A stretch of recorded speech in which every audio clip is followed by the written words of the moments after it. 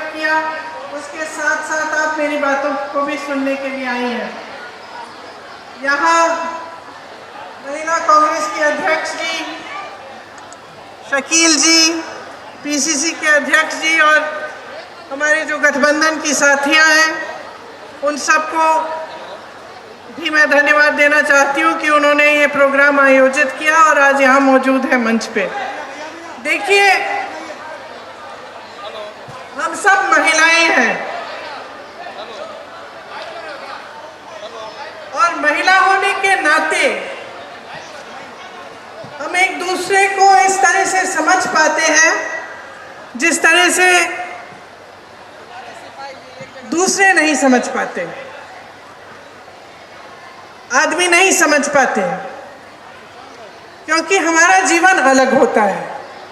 चाहे आप गांव में गरीब महिला हो, चाहे आप बड़े शहर में बड़े घर की महिला हो, महिला होने के नाते हमें संघर्ष का सामना करना होता है। किसी ना किसी तरह का संघर्ष हमेशा हमारे सामने आता है।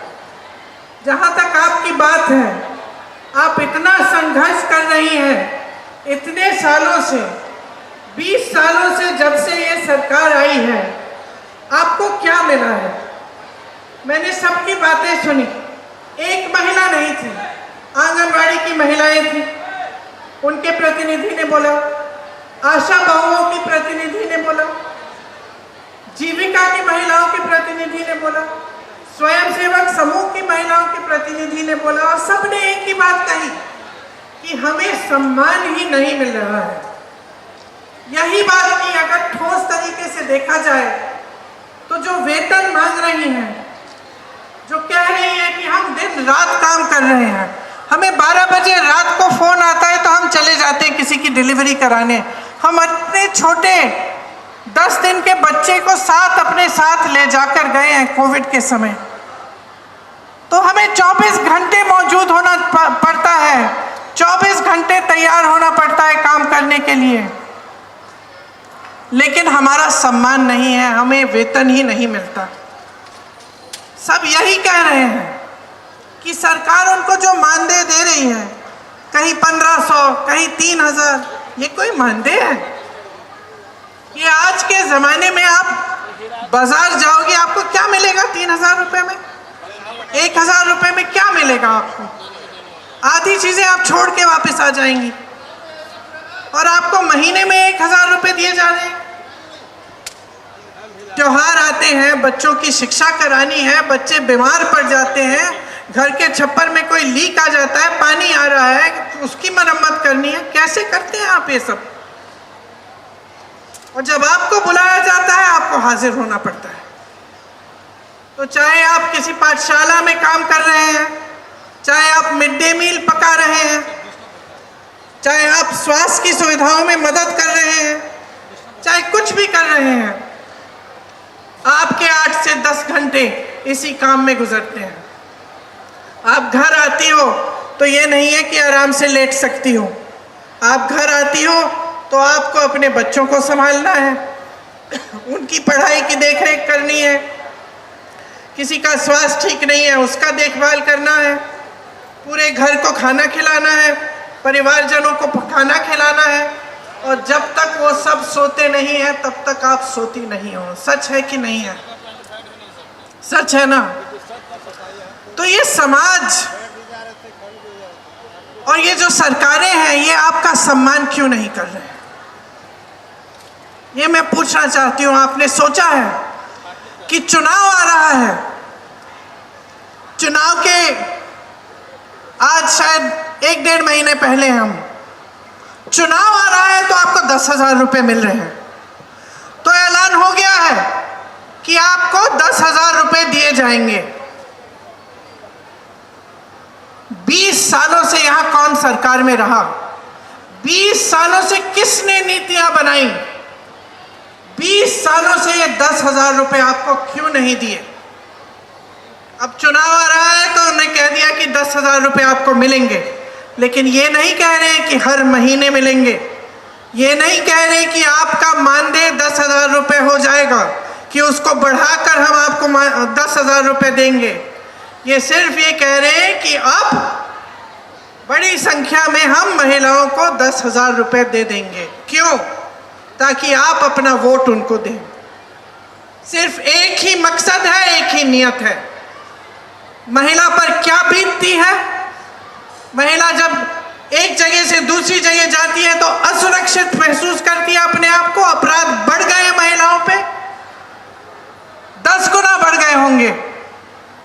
ये जो लड़की अभी स्टेज पे आई थी, क्या कह रही थी कि मैं जब कॉलेज जाती हूँ दीदी मुझे डर लगता है, मुझे डर लगता है। पढ़ाई के लिए जा रही है, घर से जा रही है, वापस आ रही है, उसको डर लगता है क्योंकि इस सरकार ने उसको सुरक्षित करने का कोई काम नहीं किया। महिलाओं के बलात्कार हो रहे हैं, अपराध हो रहे हैं महिलाओं पे, ये लोग FIR दर्ज तक नहीं होने देते। जब आप FIR दर्ज करने जाते हैं मना किया जाता है। मैंने बार बार ये देखा है। मैं यूपी में काम करती थी, 5 साल काम किया। मेरे ख्याल से हर हफ्ते, हर 10 दिन ऐसा एक केस आता था जहां महिला पे अपराध हुआ है और उसके लिए कोई मदद नहीं है, कोई खड़ा नहीं हो रहा है उसको मदद करने के लिए। वो खुद खड़ी है। नौजवान महिलाएं थी, 20-25 साल की, अपने आप अपना केस लड़ती थी, FIR दर्ज करने के लिए लड़ती थी, उनको भी जला डाला, मार डाला। तो इस समाज को बदलेगा कौन? बदलेगा कौन? जब तक आप अपनी शक्ति को नहीं पहचानेंगे तब तक कुछ नहीं बदलेगा। और मैं तब से, जब से मैं यूपी में काम कर रही थी, जब से मैंने वहां कहा कि 40% महिलाएं कांग्रेस पार्टी से चुनाव लड़ेंगी, चाहे हारे चाहे कुछ ना हो, लेकिन लड़ेंगी जरूर। इसीलिए ये नारा हमने जारी किया था, लड़की हूं लड़ सकती हूं। आपको, महिलाओं को ये बताने के लिए कि आपकी एक बहुत बड़ी शक्ति है।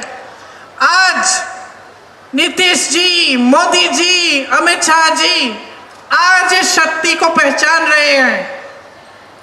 इस शक्ति को पहचान रहे हैं क्योंकि वो जानते हैं कि महिलाओं के समर्थन के बिना वो फिर से सत्ता में नहीं आ सकते।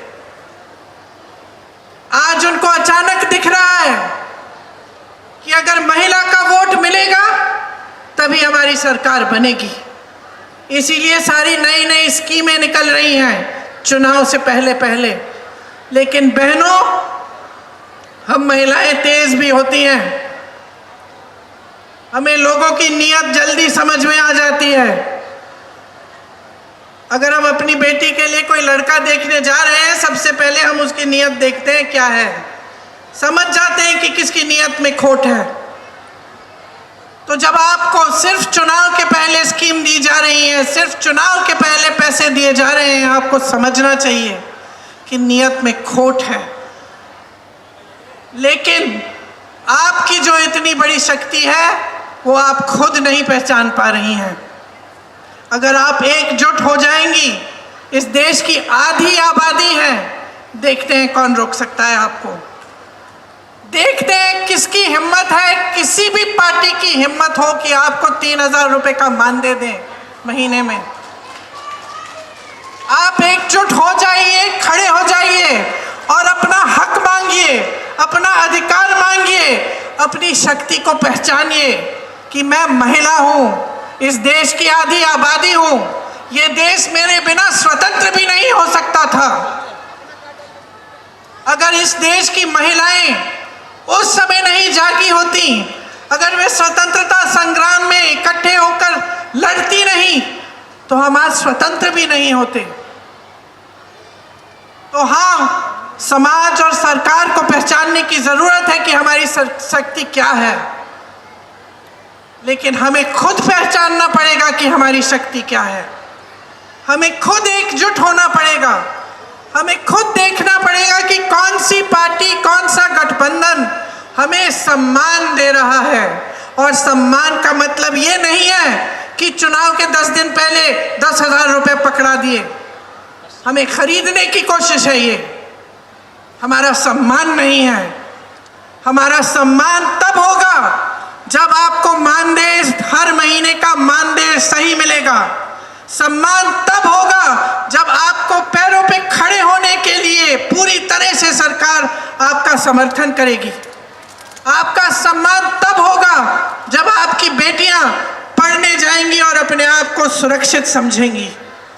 और मैं आपको सीधा सीधा बता देती हूं कि भाजपा की सरकार, नीतीश जी की सरकार आपको कभी इस तरह का सम्मान नहीं देंगे। 20 सालों से इनकी सरकार चल रही है।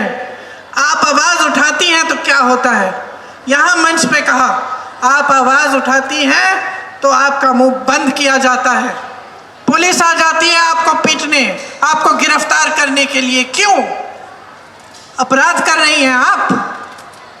अपराधियों को तो गिरफ्तार नहीं किया जा रहा है, लेकिन आप आवाज उठा रही हैं, आप अपना हक मांग रही हैं।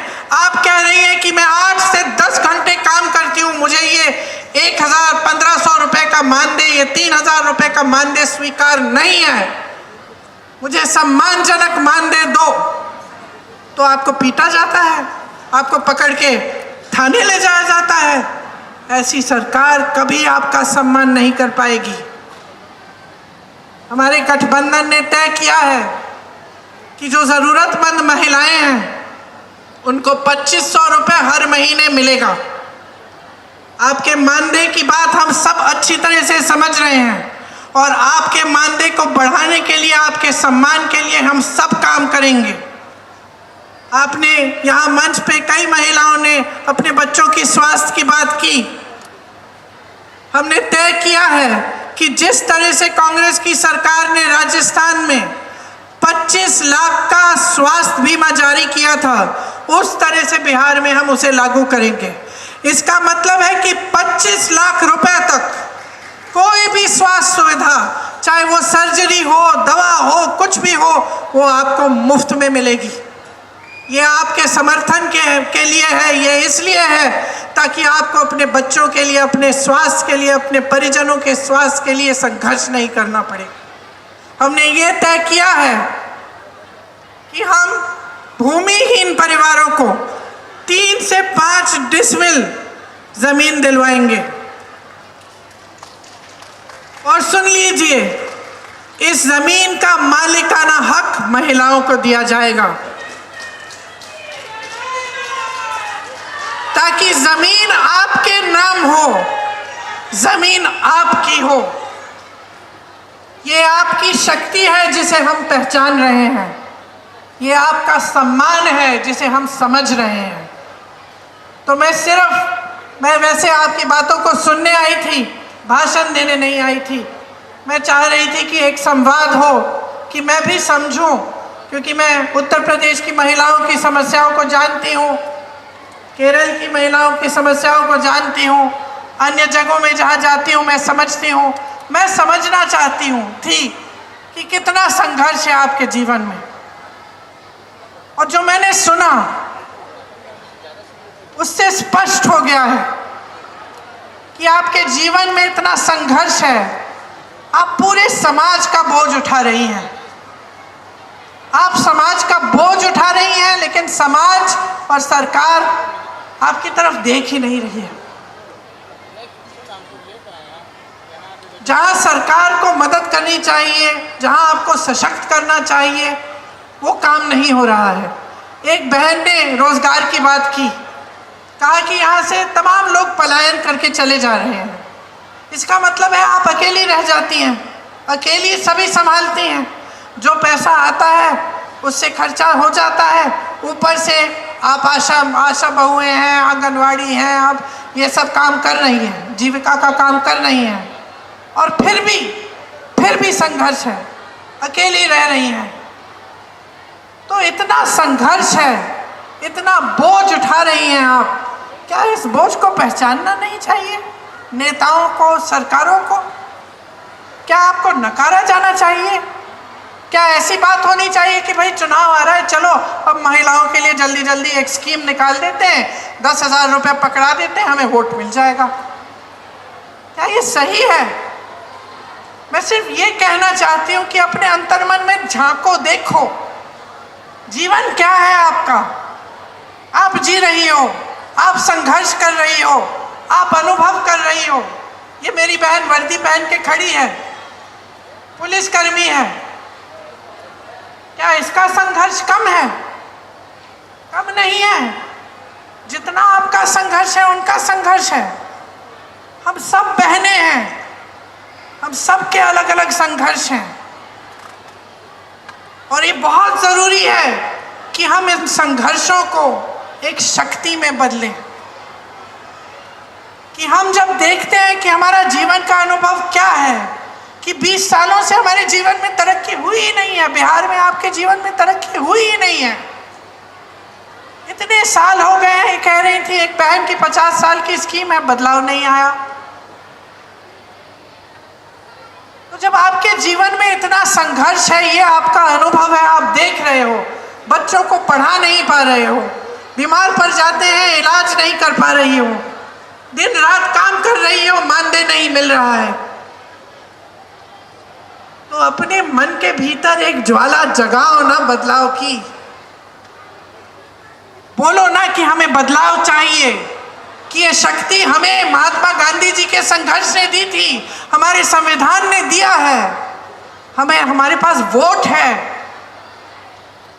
और इस वोट को हम समझदारी से डालेंगे, हम समझदारी से इसका इस्तेमाल करेंगे, हम पूरी जिम्मेदारी से इसका इस्तेमाल करेंगे। कहो अपने आप से कि हमें बदलाव लाना है, सिर्फ अपने लिए नहीं लेकिन सारी महिलाओं के लिए, अपनी सारी बहनों के लिए। जो सरकार, जो नेता महिला की शक्ति नहीं पहचानेगा, जो चुनाव के समय सिर्फ अपने मुंह दिखाने आएगा और बोलेगा कि लो एक स्कीम निकाल दी आपके लिए, लो 10,000 रुपए, लो 5,000 रुपए, उसको सबक सिखाइए, सबक सिखाइए, उसकी नीयत को पहचानिए, पहचानिए कि आपकी अपनी एक बहुत बड़ी शक्ति है, जो इस देश की सबसे बड़ी शक्ति है। इस देश का भविष्य आपके हाथों में है। बच्चों को आप पालती हैं, नई पीढ़ी आपके हाथों में है, आप शिक्षा देती हैं, आप समझाती हैं, आप नैतिकता की बात उनसे करते हैं, आप संघर्ष करके स्कूल पहुंचाती हैं, उनको शिक्षा दिलवाती हैं, रोजगार करती हैं, संघर्ष करती हैं। तो मैं सिर्फ इतना कहना चाहती हूँ कि अपनी शक्ति को पहचानिए, खड़े हो जाइए, जो सामने आता है, जो जो स्कीमें आपको बताता है उसको पहचानिए, जो सचमुच आपकी भलाई चाहता है उस नेता को भी पहचानिए। मेरे भाई राहुल गांधी ने पूरे देश में संघर्ष किया, किस लिए? सामाजिक न्याय के लिए। और सामाजिक न्याय में शामिल क्या है? कि महिलाओं को न्याय मिलना चाहिए, कि महिलाओं को सम्मान मिलना चाहिए। इसलिए आज ज़्यादा लंबा नहीं बोलूँगी, सिर्फ ये कहूँगी कि चुनाव आने वाला है, परिस्थितियों को समझ लीजिए। आपकी अपनी परिस्थितियाँ जो हैं उनको आप समझती हैं, जो चुनावी परिस्थितियाँ हैं, जो राजनीतिक परिस्थितियाँ हैं उनको भी समझिए। और ये समझिए कि इस चुनाव में नीतीश जी और भाजपा की सरकार को आपको हराना पड़ेगा। अगर आप सम्मान चाहते हैं, अगर आप न्याय चाहते हैं, तो एक नई सरकार बिहार में बनानी बहुत ही ज़रूरी, बहुत ही महत्वपूर्ण है। आप सबने बहुत इंतज़ार किया, देर भी हो रही है, मुझे लग रहा है कि कुछ पहने जा भी नहीं है, खाना वाना पकाना होगा, काम करना पड़ेगा। इसलिए आप सबको बहुत बहुत धन्यवाद कि आपने इतनी ध्यान से मेरी बातें सुनी। जय हिंद। तो आप सुन रहे थे प्रियंका गांधी को, कितना बढ़िया भाषण दिया है उन्होंने। सामाजिक न्याय पर जोर दिया। एनडीए सरकार पर आरोप लगाया कि चुनाव के दौरान ये प्रलोभन सरकार दे रही है, महिला वोटरों को ठगने का काम कर रही है।